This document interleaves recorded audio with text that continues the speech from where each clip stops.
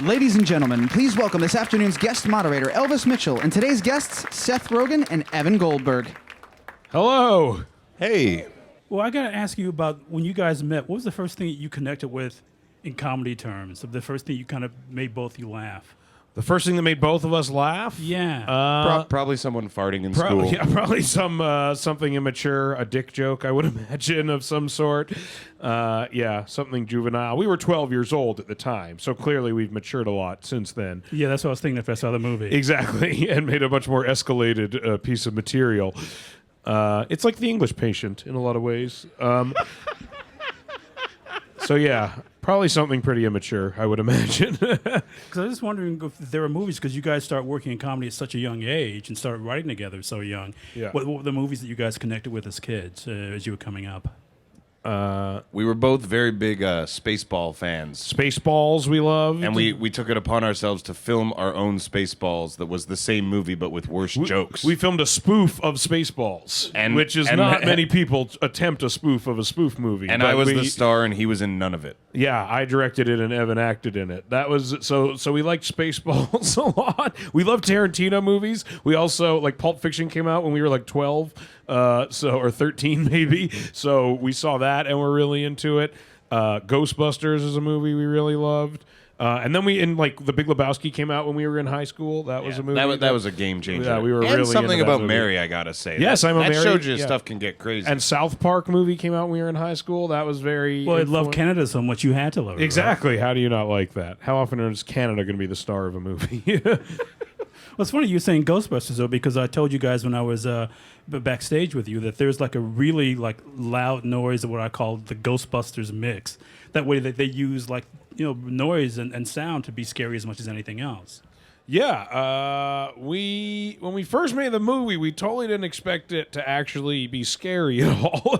And then we started screening, like we hoped it would be, but we always had lots of jokes just in case. Did you think that you couldn't deliver a scary movie? We thought maybe we couldn't deliver a scary movie. We thought we'd give it our best and that we'd fail. Yeah, and then maybe we wouldn't do it. But at least sounds very Canadian. Exactly, but at least it would be funny. So then we started screening it, and we found there were like genuine moments that actually terrified people, which was good, we thought, because it's supposed to be scary sometimes.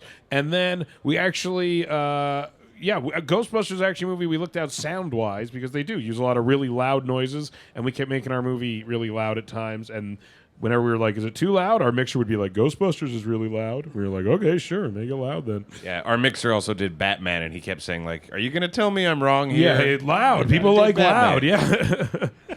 Well, did you want it to be as scary as it was funny? Or because that's a tough mix to pull off. I think we wanted it to be funnier overall than it was scary. Yeah, all the scary sequences had a lot of jokes, but we slowly removed them because it just seemed like people like to be frightened and then the release of a good laugh. Yeah, but it's, I wouldn't say it's like 50-50, but we wanted it to, like, when it was, we wanted the threat to be real. I think, like, when we made Pineapple Express, we learned that, like, as dumb as ever the guys are, like you really feel like they might get killed by these guys, and like they seem dangerous, and that seemed to make the movie funnier. And so with this movie, we just thought like the more real the threat seems, and the more it seems like they could actually die, then the funnier it would be when we're running around like idiots. Well, that's funny you mentioned that too, because even with Superbad, I mean, fear in comedy is something you guys kind of work in a lot, isn't it? That can be our biography one day. Exactly. We're very afraid.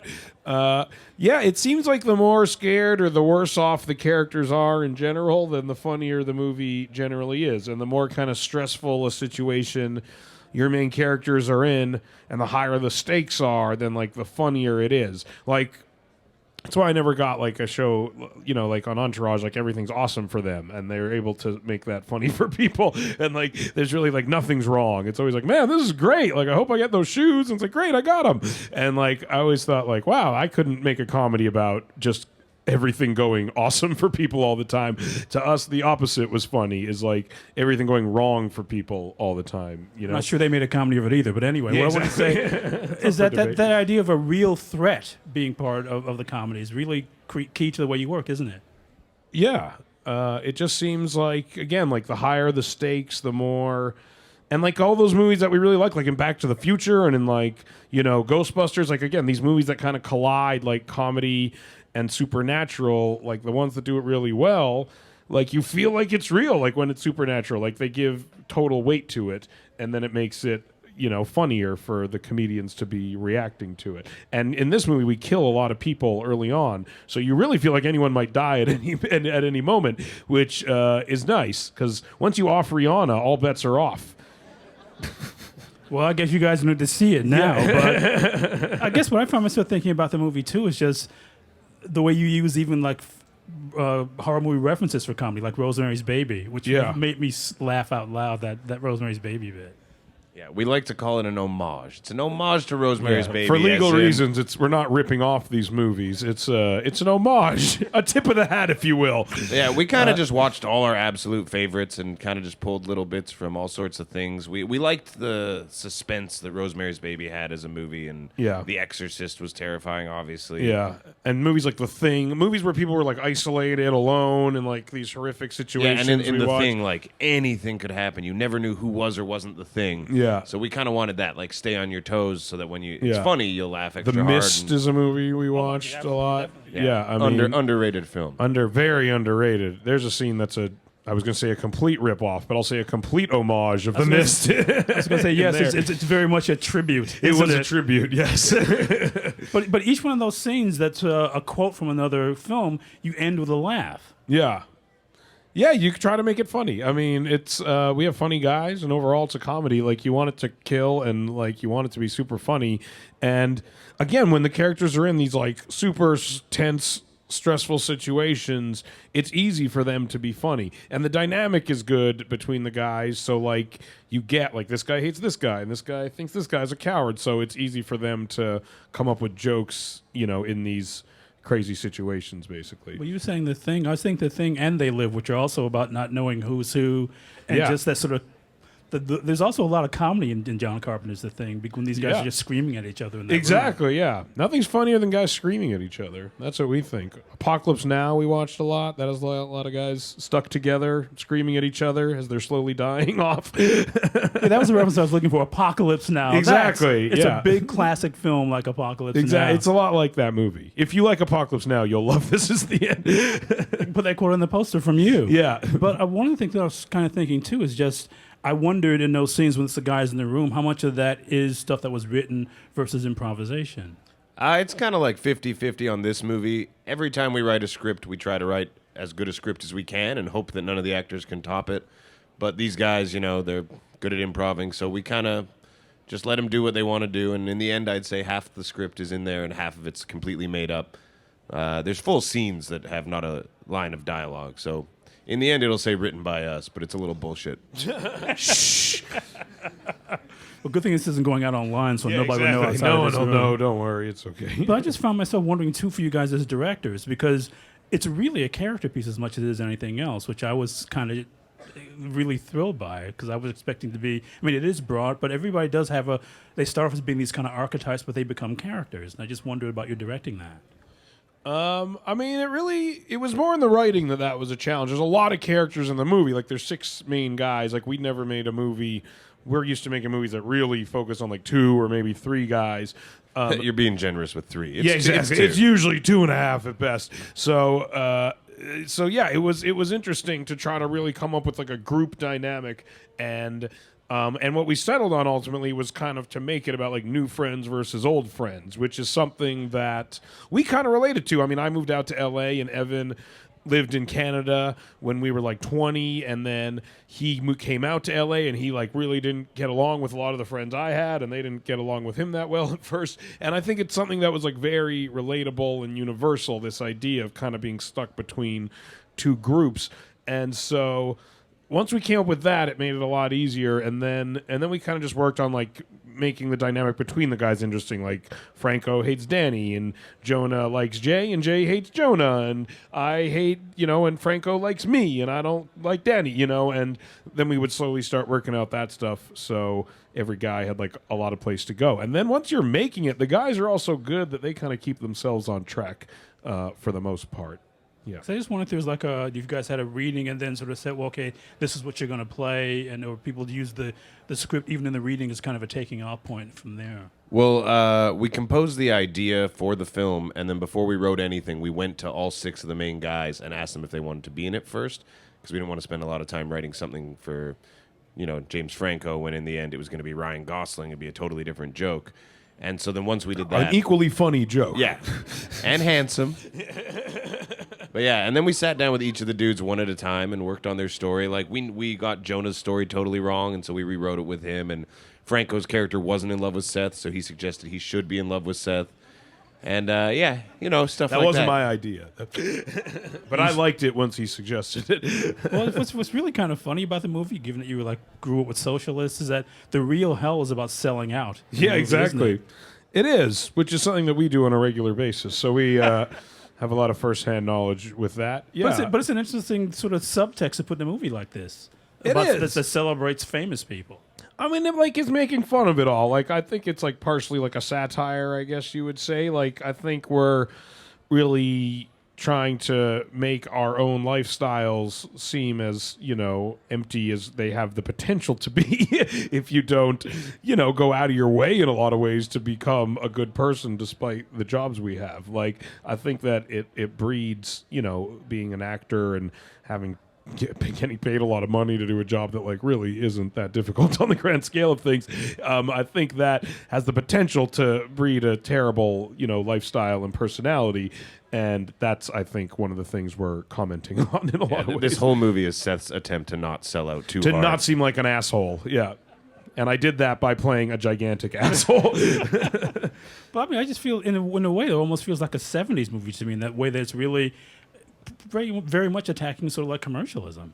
Yeah, it's a big commercial movie attacking commercialism. You don't see that every day, but that's exactly what it is in a lot of ways. Because that makes me wonder if it was like an easy thing to get through, because it's pretty contemptuous of conspicuous consumption. The only issue anyone had when we were trying to get it made was them playing themselves. Yeah. They seemed to care about nothing else. They just were worried that the guys shouldn't play themselves. It was weird. Why was that? I think they were afraid. I mean, and it was a valid fear, and thank God the movie's been largely well reviewed so far. But it's those few bad reviews we've gotten tap in exactly to what they're afraid of, which is it could just come off like self-indulgent ridiculousness. Is kind of the fear that it's that's your worst case scenario in a movie like this. When in real life, we really did it to entertain the audience, and it's supposed to be self-referential more than self-indulgent, hopefully. But it was all born out of the idea that this should be hilarious for people.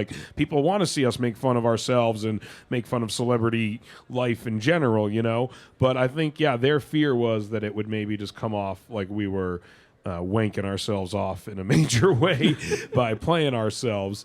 So that was what I think they were mostly afraid of, was the wanking implications. But there's certainly enough wanking references in the movie. But but it's making fun of self-indulgent behavior. So it's kind of a weird sort of criticism to have the movie. I know. I think they're just afraid that people wouldn't get it, and that it could be conceptually just something that put people off. And what we found is just the opposite. Conceptually, it seems to be the thing that people are kind of most interested in the movie in a way, because it's original, and there's never, I don't think, been a big movie like this where people play themselves. So I think for the reasons that to us and to a lot of people it was exciting, to them it was horrifying, because no one had ever done it, and therefore they didn't know if it would work or not, basically. But they did it. They did it, though. Can you believe it? But they did. But was that always your original idea, that it was going to be people playing themselves? And yeah. Well, the apocalypse idea and people playing themselves were separate, and it took us a few years. The apocalypse idea goes back to Seth and Jay versus the Apocalypse. Yeah, we made a short film in 2006 that was you can view it on your iPhone, iPad, or iPad Mini. Or iPad Mini. Which is very different in tone. It's really claustrophobic, that short. Yeah, it's very dark and claustrophobic, but it is about me and Jay stuck in a house together, kind of as the world's ending. And we made it really fast, and we were younger then, so it's not as good as we probably could have done now. But the idea was always funny, is just guys stuck in a house during the world ending. And we always kind of separately were very entertained by the idea of celebrities playing themselves, but in like a supernatural way. Like we would always joke about making a movie where like I was shooting a movie at the Sony lot and Busta Rhymes was making a music video there, and then like aliens attack, and the movie's like me and Busta Rhymes versus aliens. This is clearly in 1999. This dates us a little bit. Today it'd be me and ASAP Rocky versus aliens, but it was an idea that just always made us laugh. Was kind of starting at like a Seinfeld or like Larry Sanders episode, and then having it spin off into this like crazy supernatural place, and then we combine the ideas, and that's pretty much exactly what this movie is. Well, I give people a sort of sense of what you're doing in terms of horror, tribute. Do we have the clip ready? Can we show the clip? Let's take a look at the clip.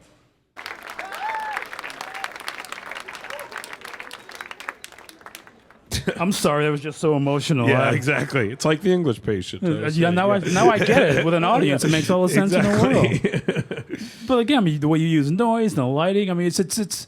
Were you worried about pulling off that kind of stuff in a way that made it make its own kind of sort of narrative logic, but still be funny? Because that's the kind of hard thing to do, because people have seen The Exorcist so much. Yeah. We kind of just had a good team. The director of photography, Brandon Trost, really, really talented. He did like Ghost Rider 2, so he can do the big crazy stuff. He also did MacGruber, so he knows like funny, gritty stuff, and he's kind of got a strange scattered gritty. resume. That's the word I use for MacGruber. Exactly.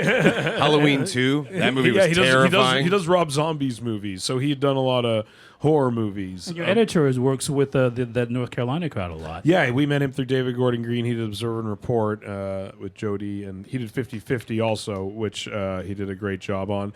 I mean, we really were just like, we want to make it look like a horror movie. I mean, at times, and when it was dramatic, we wanted to make it look like a dramatic movie. And in comedy, as simple as that seems, people don't do it that often. Like, a lot of comedies just look the same, and they're very bright and flat, and when we met with the DP, we were just like, we want it to look like a whole, like we want it to be dark with light, and there can be flares, and there can be kind of pops of shadow. And yeah, we just kept saying just because it's a comedy doesn't mean it can't look good. Yeah, which seems to be an unofficial rule. Yeah, people don't want to do that. So he was really excited about it, and then we just did it. That's what's crazy. They just let you do what you want. They don't come by and ask you what you're doing. At a certain number. We were below the number where they come and bother you. Yeah, we were the number where we could tie Jonah to a bed and exercise him, which is a good number. But it's funny, too, because not only do comedies not often look good, but they often don't have a look. Yeah. And that was really, the look changes from act to act in the movie, doesn't it? Yeah, we kind of made it go. In the beginning, we wanted kind of to look a little more normal, we would say, like a regular movie. I wanted it to look nice, but a little more like a traditional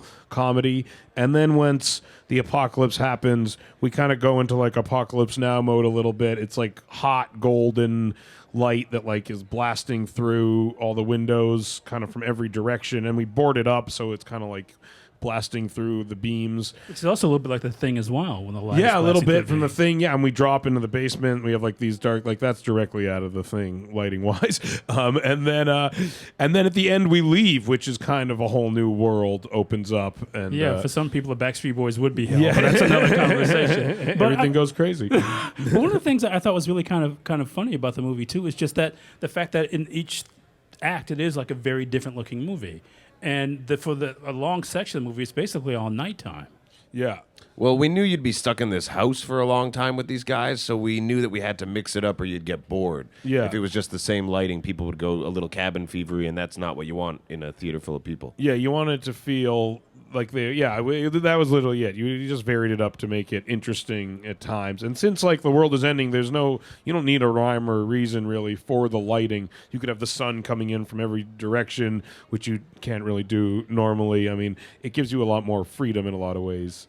But one of the things I was kind of nervous to bring up when I asked you guys backstage, and you were vibing with it, was it reminded me of the old EC horror comics of the 50s, too, where that kind of terror is really in your face, and the things that are like the everyday things just become completely horrifying.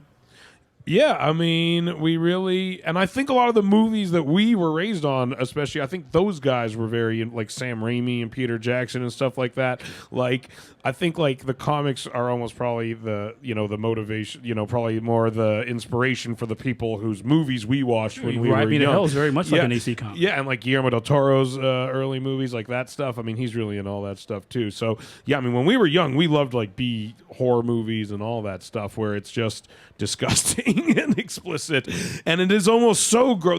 We realize there's like a violence level you can hit where it like stops being scary and gross and becomes funny. Yeah, I think it was the movie Evil Dead 2 that kind of changed us in that regard. Yeah, and you're there's just a like, sequence it where gets- he hacks his own hand off, and it's funny, and that shouldn't be funny, but it was. And I remember in Pulp Fiction, we would always reference the scene where they blow the guy's head off in the back of the car is super funny for no reason whatsoever. Like, it's just their reactions to it is funny. But it's like they do kill a guy in the back of their car in the middle of a conversation.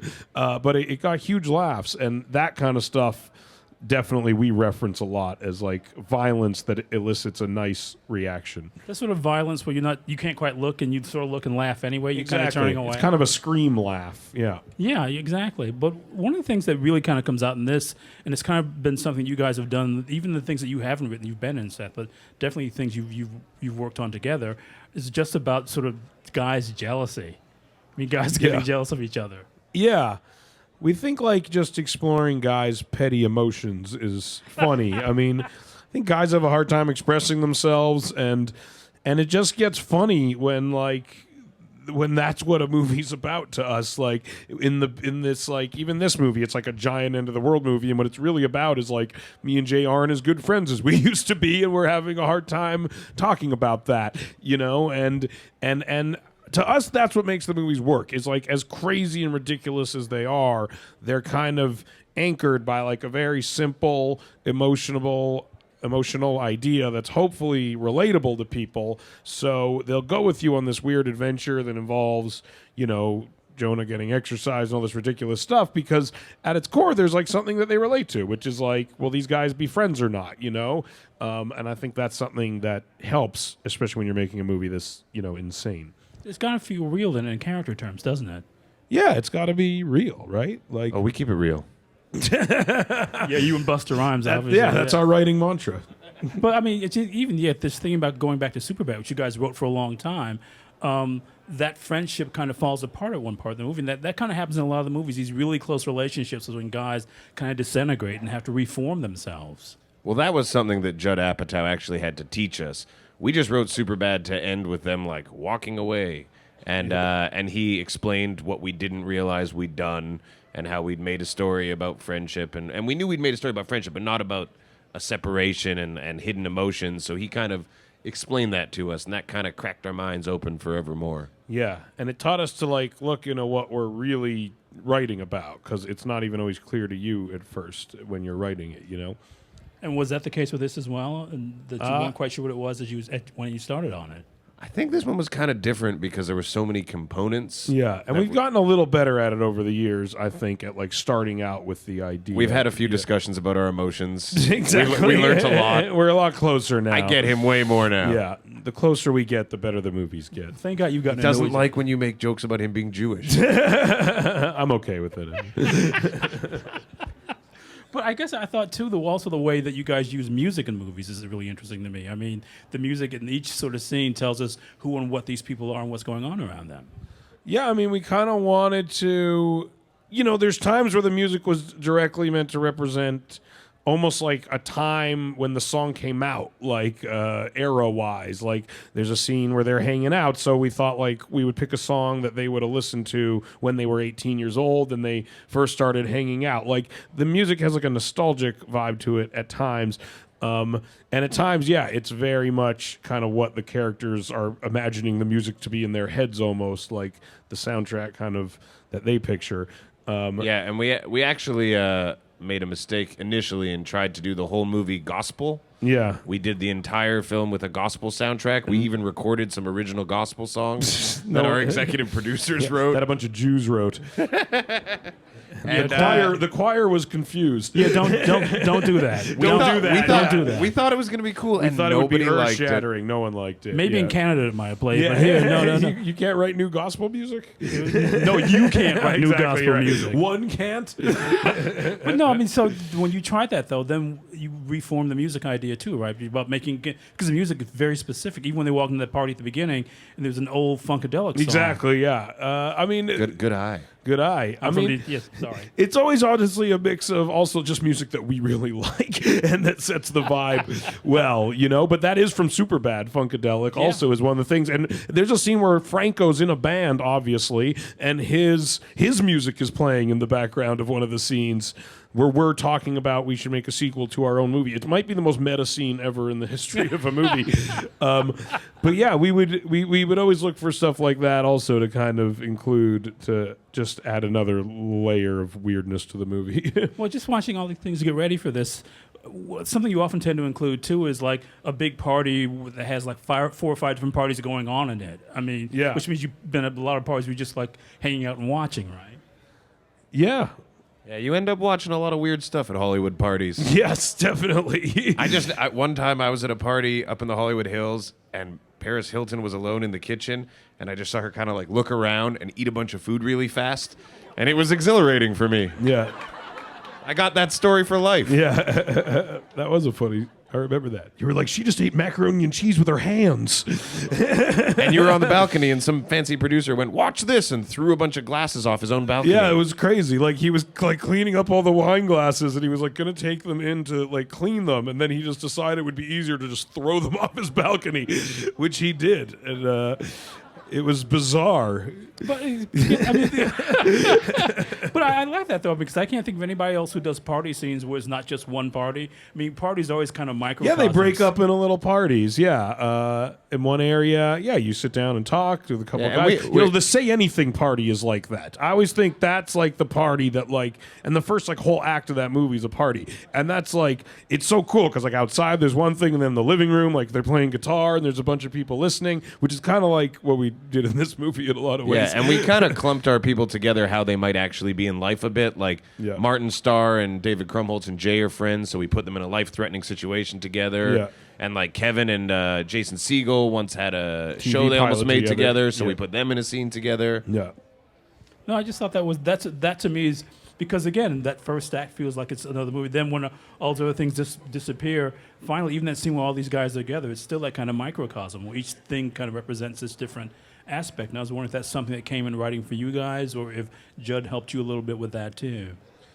I think, like, again, Judd really taught us, like, how to lay out these emotional stories, like, from the get-go, you know? Like, he's the one who was like, again, the movie should be about something emotional. And then, but I think, like, in the writing of this, it was really just about working the dynamics and keeping the story going as best as possible. Like, again, we knew it's, like, about guys stuck in a house for the middle chunk of the movie, so you're really thinking like, how can you keep this interesting? How can you keep it going forward? And then you also think like, how would people react in that situation? And you think like, one guy would probably just lose it and go off the rails.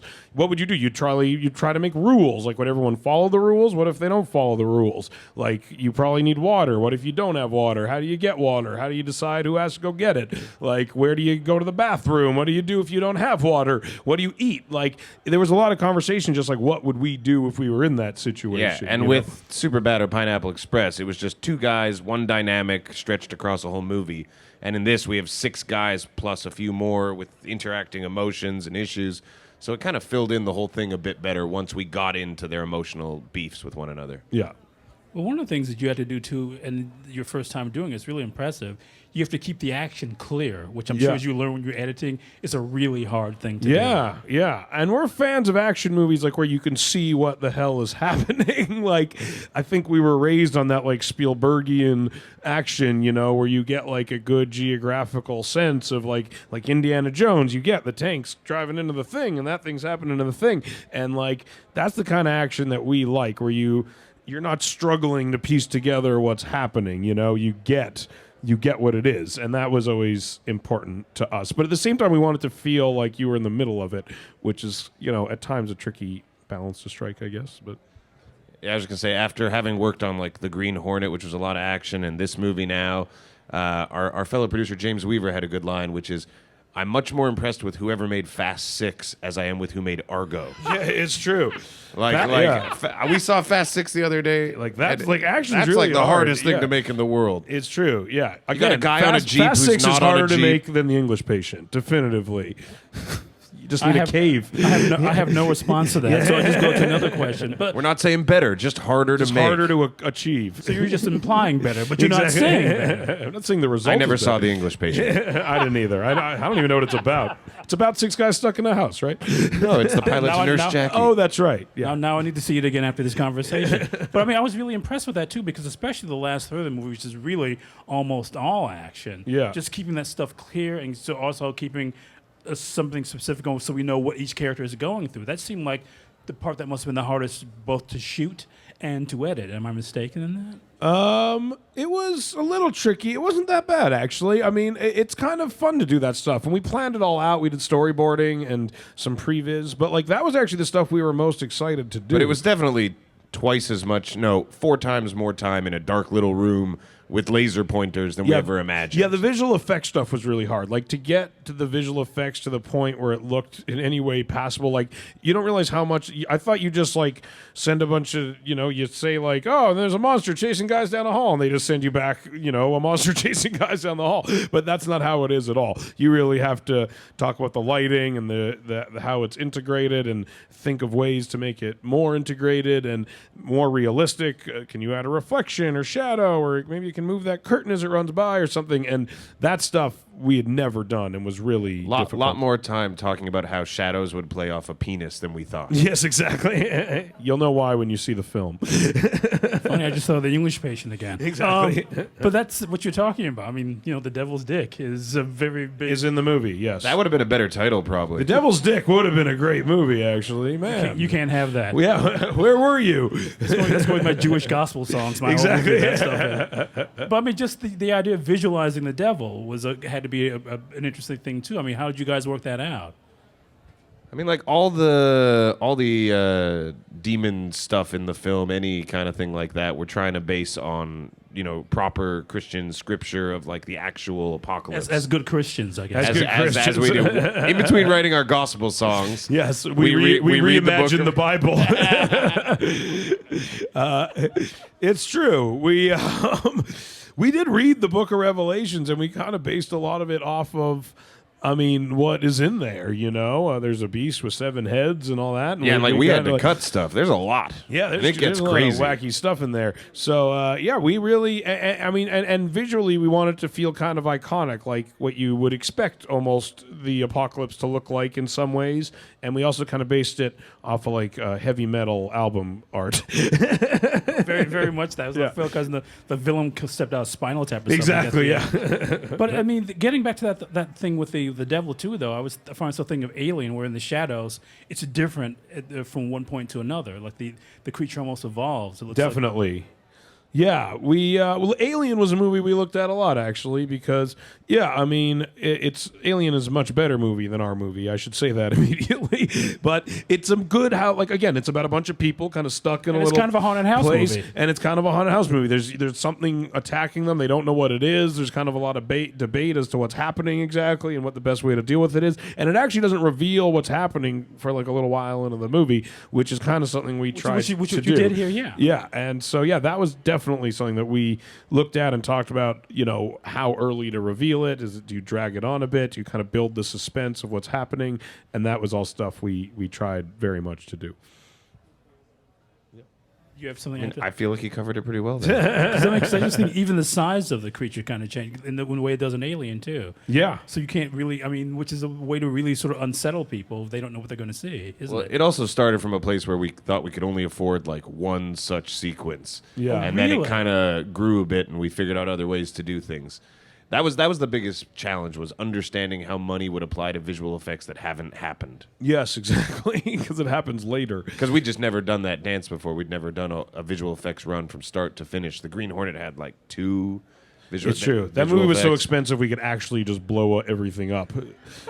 This movie, you have to fake it. Yeah. And you even shot in New Orleans. We shot all in New Orleans, yeah, which was awesome. I recommend that. Because one of the things, I guess we. And on that note, are we doing audience questions here? Are we doing that? We're also very knowledgeable about Apple products. Exactly. If you have any questions about that, we can give you some tips. First off, I want to say thank you for coming and, putting some excitement into this boring, rainy Monday. Thanks for having us. Anytime. What I want to know is, you've worked with a lot of these actors in a couple of movies already. I want to know, does it get easier over time? Do you work more smoothly with each other, or do you start to get on each other's nerves? No, it gets easier. Definitely. No? Yeah, no, it definitely gets easier. I think, as the actors work more with other people, I think when you're younger, there is like a novelty. Everyone's excited and young and is kind of, there's just an enthusiasm. they'll do level. shittier stuff They'll because they're trying to make themselves famous. They maybe question things less a little bit every now and then. And now I think, the guys are all more experienced, so maybe they're probably smarter in what they question, but it might make our jobs a little bit harder every now and then because they won't just dive into something that they would have dived into maybe 10 years ago. But I think it's probably just they've grown wiser with age. They're probably stopping us from making them do stuff that's stupid also. That's horrible, generally speaking. But no, I mean, we've known them all, half the people in this movie were at my wedding. They're very, they're good friends of ours. Craig literally played the piano as Evan walked down the aisle at his wedding. we're all really good friends, so it definitely is easier to work with friends than when it's friends. not working with somebody in this profession, in about 3 days, and you just steer clear of them. It's always quite apparent, Yeah, we work well with all these guys. But that begs the question, though. I'm glad you brought that up. What is it like to direct friends? I mean, because you're the boss now. You're not just being pals anymore. It's awesome. It's fun to tell your friends what to do, and they have to listen. It's great. You have to listen to them when they want to tell you something, though. It's true, you do. There's a give and take, which sucks. But it's it's really fun. And we met all these guys through work. So it all started through a good working relationship. It is a different relationship, obviously, isn't it? A little bit, but we tried to make it feel the same. We've always been very involved in pitched lines and jokes, and we've always done that on the other movies. we've never officially directed any of them, but we have directed minutely directed We've definitely them. directed each and every one of them at a moment before this movie. On Superbad and Pineapple Express, Greg Mottola and David Gordon Green were very inclusive, and they would be like, you just tell the actor that line. Yeah, exactly. And sometimes we would just go up, and we would be able to pitch shots and stuff like that. So yeah, I mean, we'd kind of done it. Okay. Hi, guys. I actually saw the movie about 3 weeks ago, and I just wanted to really thank you guys for making the funniest movie I've ever seen in my life. Well, thank you so much. I'm not even kissing up or anything. It really is the funniest movie I've ever seen. Thanks. Just wondering, with the cameos and everything, did you write them in like that, or did the actors call you and say they wanted to do it, like Michael Cera wanted to be Scarface? Yeah. They went about the different cameos differently.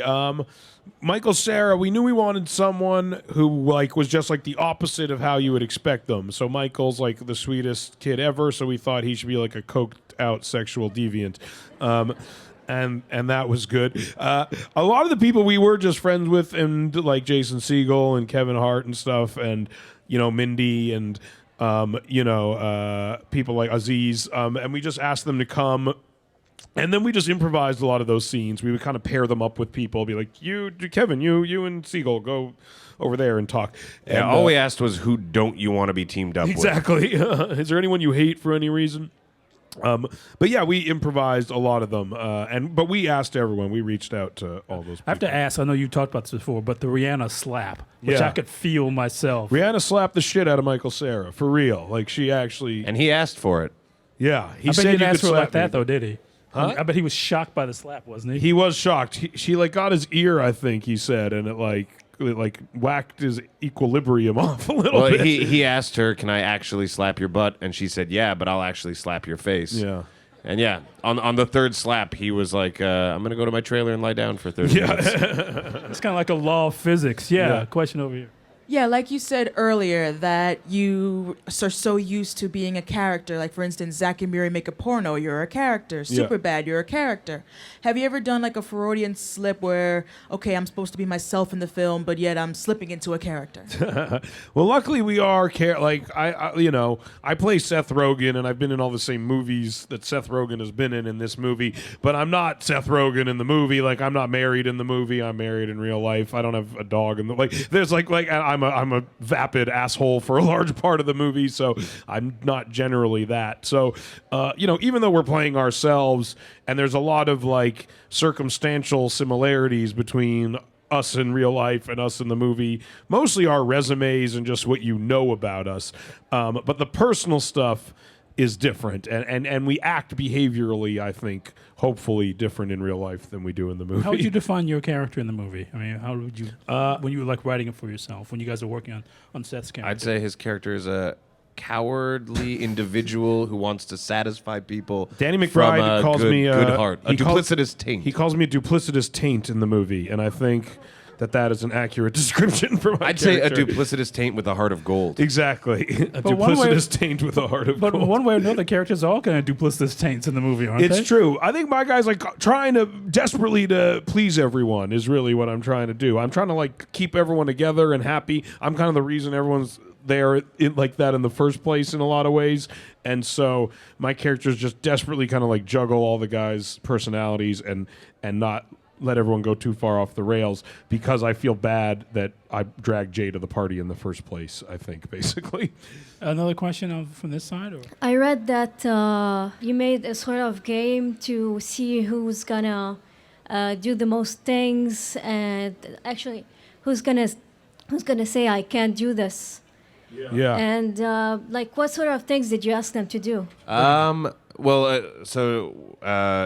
Out of the 6 main guys, we kind of had a game where we tried to get people to go too far and just or tell us they didn't want to say reach a point joke. where they wouldn't do something. Craig Robinson wouldn't say something terrible I asked him to about Mother Teresa. Yeah, Jonah wouldn't say something about